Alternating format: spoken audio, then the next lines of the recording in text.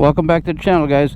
This is Slate. Today we're going to be looking over the Rebel. This is my personal Rebel. On the channel we have a couple. There's like other bikes and stuff that I've actually dealt with. This one's personally mine. Done a lot to it, but the main focus of this video today is the Rebel 500 a great starter bike? Well, let's jump on it, let's throw a leg over it, and let's talk about that.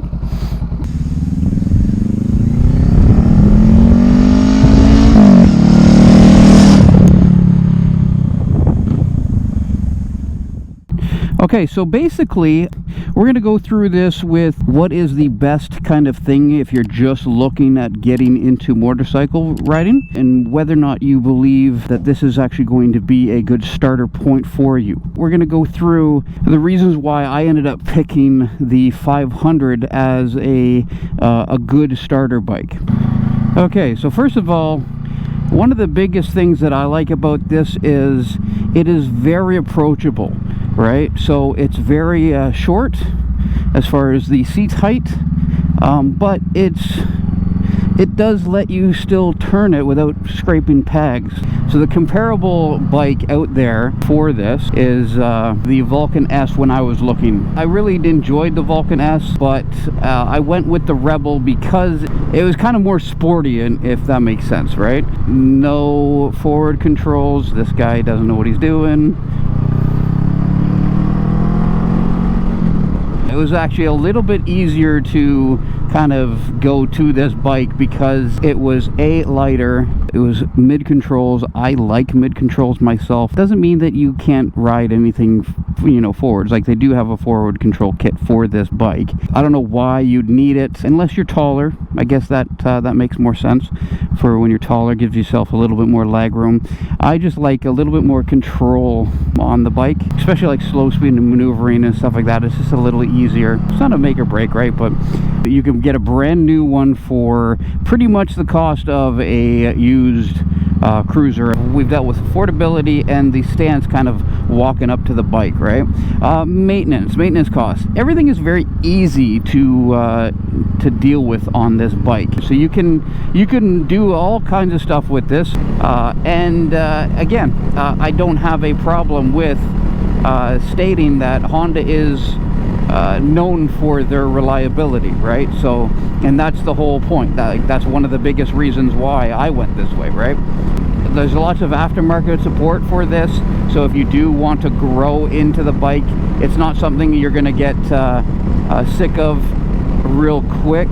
The power, okay, so the 300, I'm on the highway often. It doesn't make sense for the 300 because it would be screaming the whole way down the highway. It can be done, but it's just not really good to be doing it every day, right?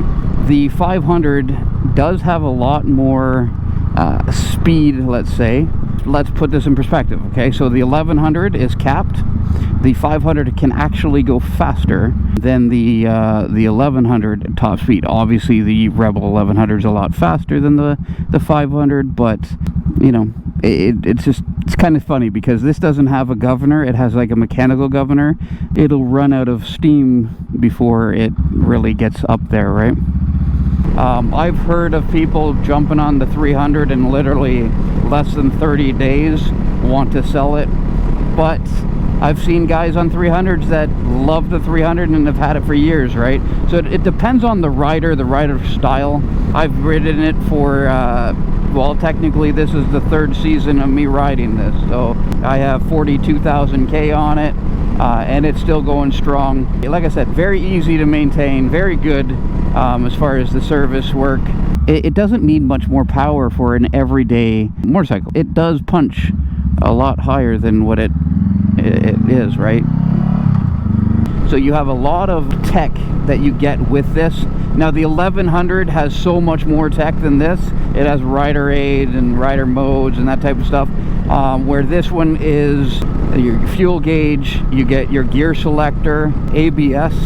Now you could get it without ABS. I'm not sure why you would do that. If the bike comes with ABS, you might as well. It does help you in the event you're going to need it. Best to have it than not have it, right? You know, they've done a really good job with this one. It obviously went through its paces, right? So the 300 and the 500 originally.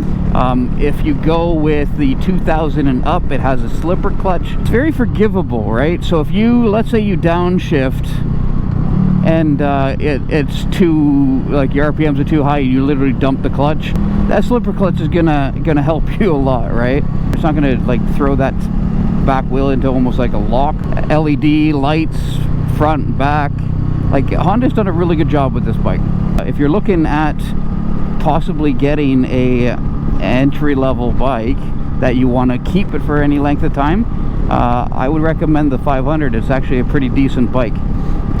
Again, you can't go wrong with any bike. Any bike's pretty good, right? But the fact that you can do so much on this motorcycle is one of the main reasons why I like it, right? It does highway, city, everything, and it's very easy to ride. I like every motorcycle. I'm not biased to that type of stuff. I ride a Honda, but I love so many different motorcycles. If you do like this channel, if you do like this content, give me a thumbs up, like and subscribe, and until next time, guys.